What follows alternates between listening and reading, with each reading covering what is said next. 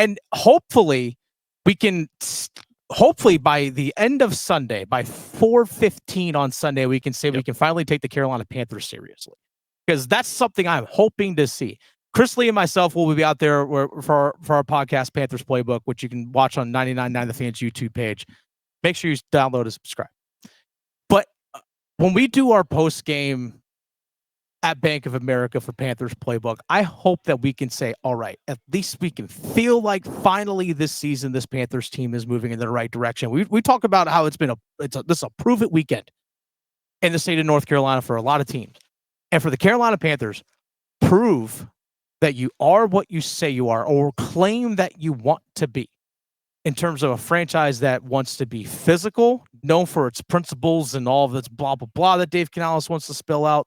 But prove that especially Dave Canales, prove that you have this team actually going in the right direction. Bryce Young, prove that you actually have this offense going in the right direction. That's what I want to see on Sunday from this team, because through 2 games, I think a lot of Panthers fans all will be resigned to the fact that, we're probably going to be a 6, 7, 8 win team this upcoming season, but we want to see improvement. We haven't seen that yet through 2 games. Not at all. Prove that you actually are what you believe and have conviction in what you say you are. Because right now, no one's seen it, if we're being honest. Do you want to believe or do you want to hope? I think it's a good question. That is, there's a difference. There's a big difference. And you're talking to the guy and you're listening to the guy right now who placed a preseason bet on the Carolina Panthers last season on Bryce Young. And it did not pay off. And for myself, and many others who follow the Panthers, and if you're a true Panthers fan, I've got Panthers in a box for myself. Mm-hmm. I had to stare at that all season long. Yeah. And because of that, I didn't make the same bet this year, because I wasn't about belief. I was more about hope. Yeah. And I think for a lot of fans, they fall into those 2 categories. They want to believe that this is a team that they can get behind, that plays well, that head coach Dave Canales says finishes plays. Mm-hmm. Finish plays on offense, finish plays on defense. It's exhausting listening to Dave Canales talk about finishing plays, because it's now been 2 games where 75 to 80% of the time they've been unable to finish plays, except for Derek Brown. Derek Brown's throwing dudes around. Yeah. He just has no help. He's not getting any help. Derek Brown's biggest job, clog up the lane. You need liquid plumber to get him out of there. Yeah. And he's just ragdolling dudes left and right. You run at me, forget good luck. That. Yeah, good luck. So guess what they're doing? They're going around him. Mm-hmm. They're going around, and they're finding ways to get around him. And quarterbacks are finding ways to get around him. Because now that they don't have to deal with him, they're going to deal with what else is there. And there's the belief by fans, hopefully, that this team's defense will be better than last year's defense. Mm-hmm. They hope that defense exceeds the expectations that were so low, yet built up so much in the preseason, and it just hasn't come true again. We're waiting for big plays. I heard Tim Donnelly say the other day, we're waiting for a defensive play that creates swagger. That there's a defender out there that creates swagger. And we've seen glimpses, the J.C. Horn interception, heck of a play. The one-handed. That was a super play. That will be on the highlight reel when we all buy the 2025 Carolina Panthers DVD year in review. But you don't want that to be the only play. Yeah. And now that you've suffered an ugly loss to Dave Canales' a friend in Liam Cohen, and you go to Arizona and you go, man, we're playing from behind the entire game. Yep. And we had to make it exciting right at the end. And then when it came to the end, you had the most questionable play calling of all time in terms of trying to do what you designed yourself to do, which is control the football and find your playmakers. And you did neither one of those things. Nope. And so now you come into a division game against Atlanta, who took care of Minnesota. That's the nicest way I'll put it. You don't need any other examples. They took care of Minnesota. And now they hit the road in a division game in which earlier this year, not even last year, earlier this year, you heard Annie Schroff, and we use it in our little opens and things like that. 1, 2, 3, 4, 5. He's talking about Bryce Young. Yeah. And everyone's thinking that's the carryover game. That's the game that's going to push us in to this first game and the second in this first half of the season. And we believe that was going to happen. Yeah. and it didn't. Didn't happen. And so now they have to prove to everybody. And when they walk into the bank and you walk into the bank and Chris Lee walks into the bank and you guys enjoy whatever it is on a beautiful Sunday in Charlotte, you're going to walk in there hoping that they come out in some semblance of what you've all wanted to believe that they are. Yep. That they are a ball control, run first team that sets up our play actions. Mm-hmm. I mean, you've heard it. You can hear it in your head. You hear Dave Canales in your head, and he's smiling at you when he says it. And you're like, I want to believe that guy. I think also as well, people want to believe that Bryce Young is actually number one pick quality. Because I don't think we've seen it in glimpses and moments here and there, but otherwise, for the most part of his career, we have not seen it yet.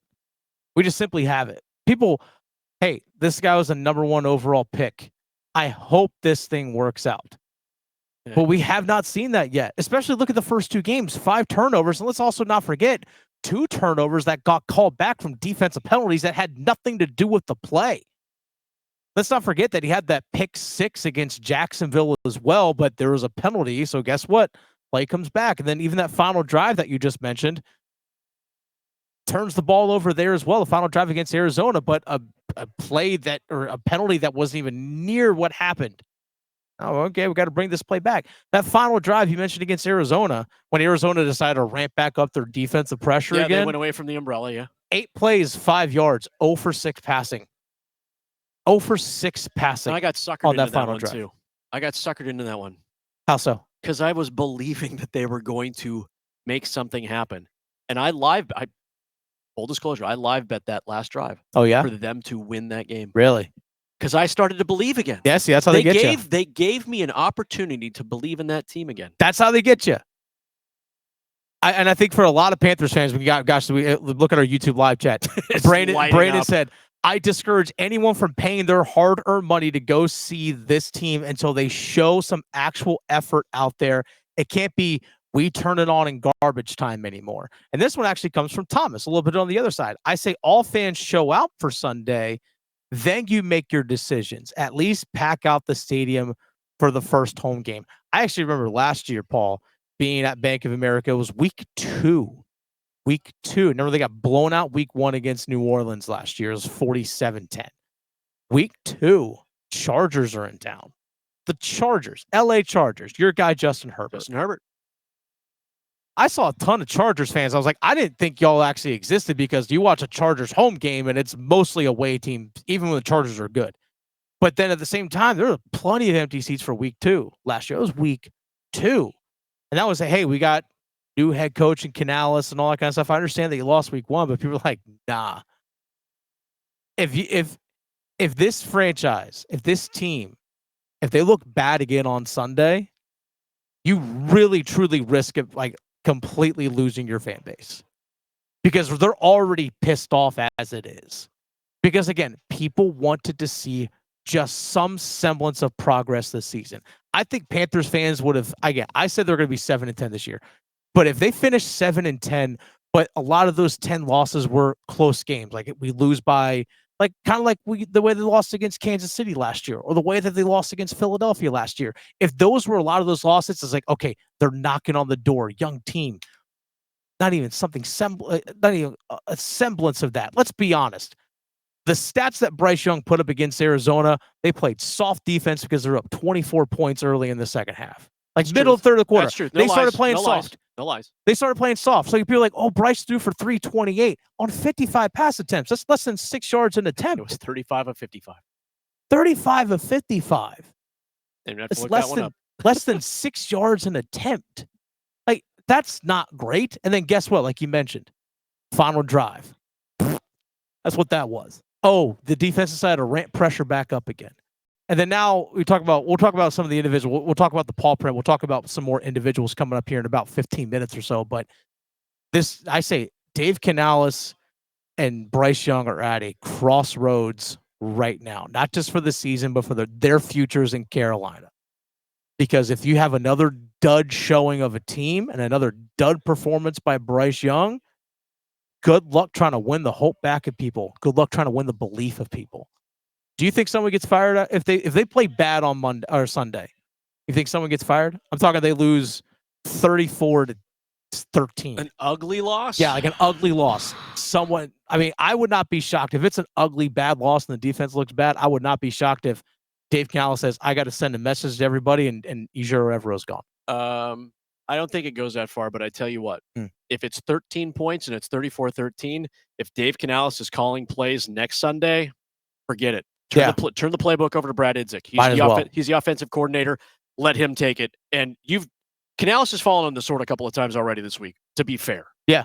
But it's pretty clear that the play calling, and he even said it Monday after that last drive too against Arizona, is like that those choices have kept me up. And I'm like, those choices shouldn't keep up an NFL coach. No. You're an NFL coach. I don't care if it's first year, second year, third year. I'm assuming the tutelage at some point under Pete Carroll was a thing, and it wasn't just all about sayings and jargon and philosophies that we steal, that it actually means that I'm a pretty decent head coach. I'm not questioning Dave Canales' desire to be a head coach. Oh, yeah. But maybe he's taken on a little bit too much, and it has to start somewhere. I would say turn the play calling over if it ends up being a 34-13 kind of thing, because he can't do both. That was my concern for him when he came to Carolina, because he only had 1 year as a play caller. Now you're taking on the duties of being a head coach. I hope it doesn't turn into what we had a couple years ago when it was Frank Reich. He was head coach calling plays, and then he decided to turn over to Thomas Brown, and then he saw the plane going down, so he's like, I'm going to grab the stick and be the offensive play caller again, and then all of a sudden he's fired. That could be disaster. If you're going to give it up. That was a fun year. Yeah. Man, I thought I had buried that one. I know. We all tried to. Yep, that first pick in the draft just went to someone else.